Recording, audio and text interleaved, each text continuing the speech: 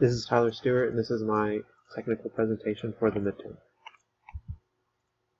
For Sprint 1, I was employed in creating the back-end tables for the majority of our data.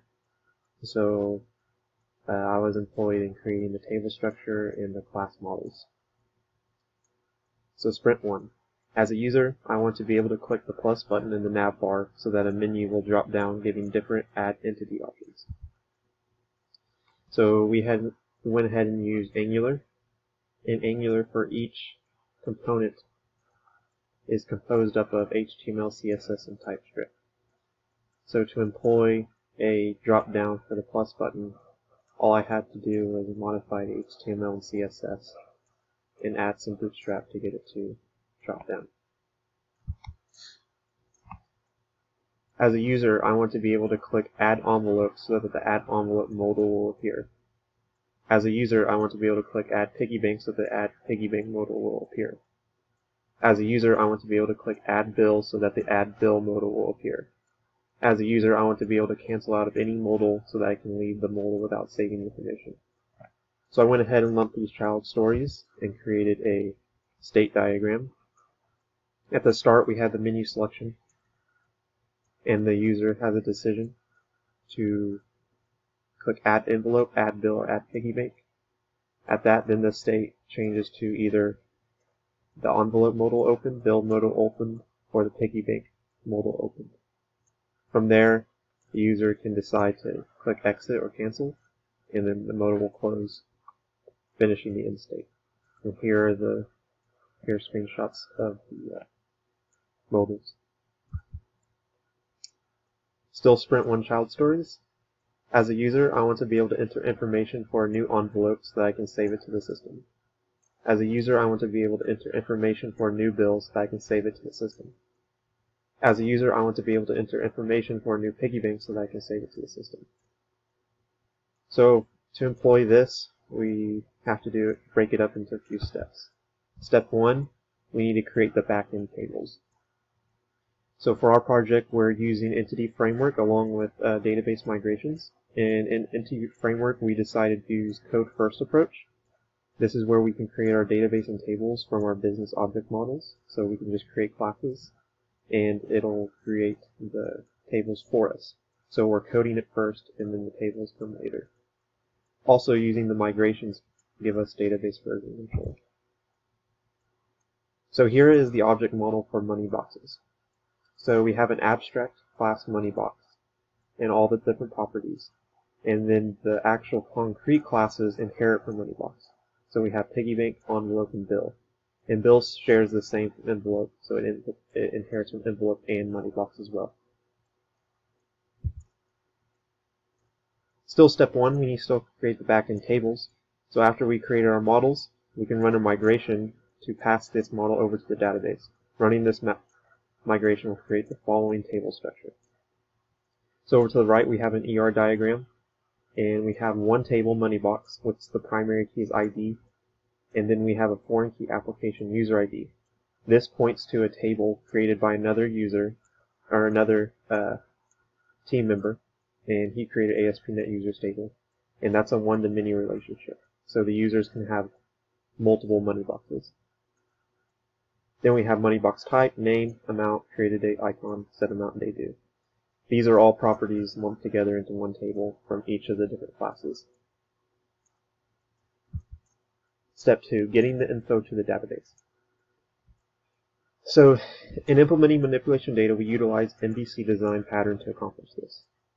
Our view component is what the user uses to enter information for the money box. Our model is the classes we use as described previously. The controller is the file that handles our requests to and from the database. So on the left here, or on the right, we can see the MVC design pattern. So what happens is we have the view, which is our nav menu. User adds money box.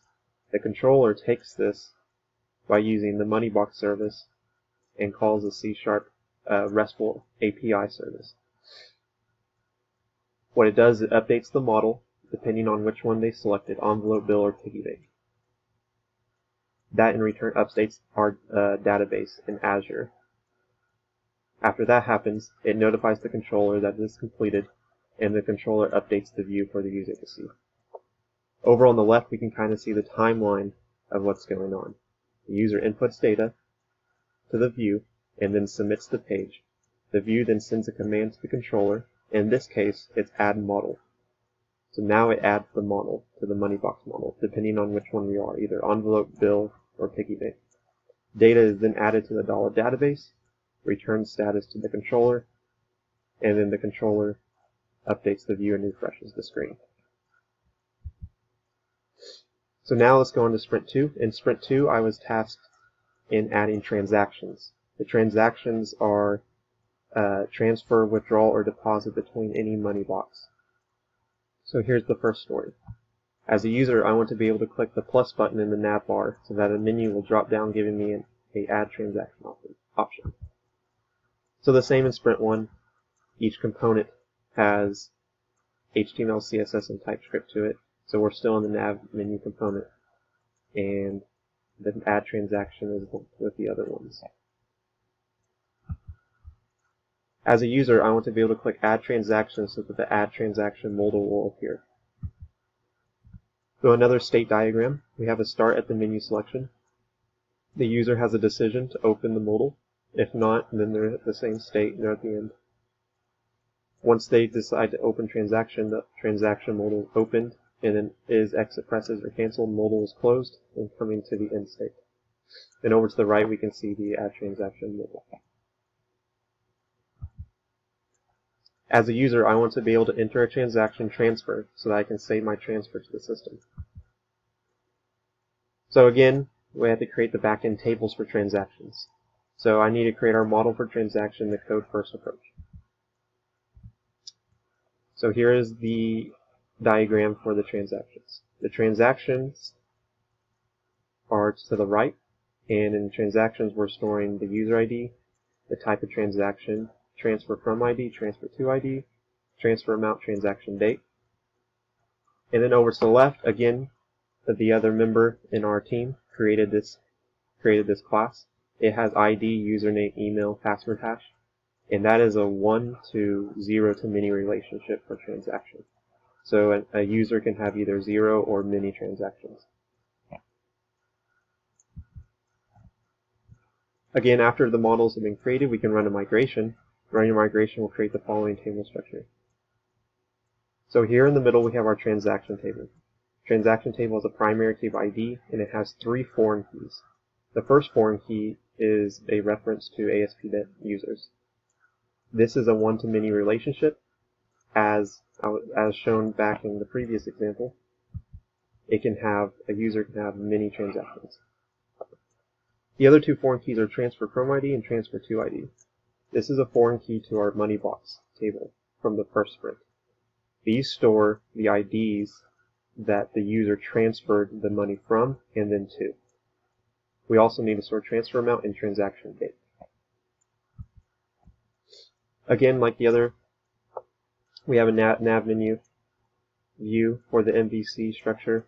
The user adds a transaction services, and C# RESTful services. So there's a transaction service and a RESTful service for each model. Updates the model and updates the database with a transaction, notifies the controller, and then returns updates the view. Same on the right. The timeline is pretty much the same. User inputs data, submits the page, sends a command from the transaction view to the transaction controller. Transaction controller adds the model, which in return adds the data to our database. This returns a status back to the controller and then refreshes the screen on the transaction view. Thank you very much.